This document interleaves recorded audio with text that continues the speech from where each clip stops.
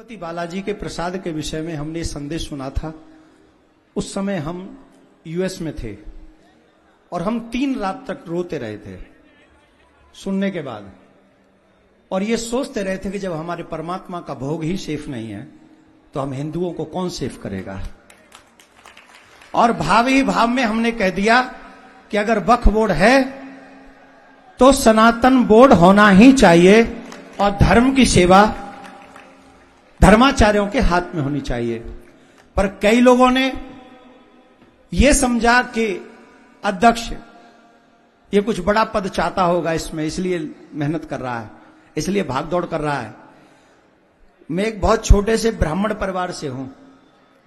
मेरा बचपन झोंपड़ी में बीता है। मैं 6 वर्ष की आयु में अपने गांव से, अपने घर से, अपने परिवार से दूर हो गया था, और ये मुझे जानने वाले जानते हैं। और उसके बाद पूज्य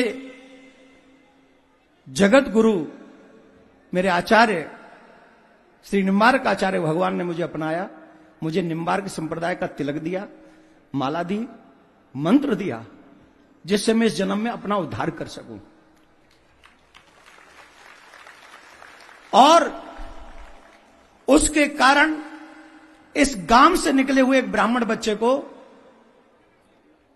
आज इतना बड़ा प्रभाव, इतनी वस्तु, इतना सुख सुविधा मेरे ठाकुर ने दिया जिसकी मेरी बात नहीं थी, कोई बात नहीं थी।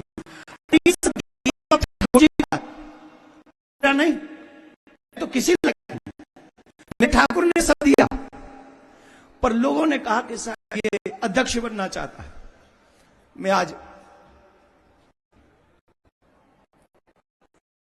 क्या कहता हूं, में कोई पद की इच्छा थी,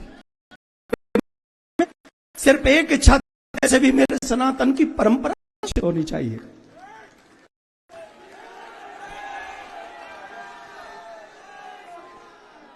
पर इट्स ओके, आज मेरे संप्रदाय के मेरे भगवान मेरे सामने विराजमान है।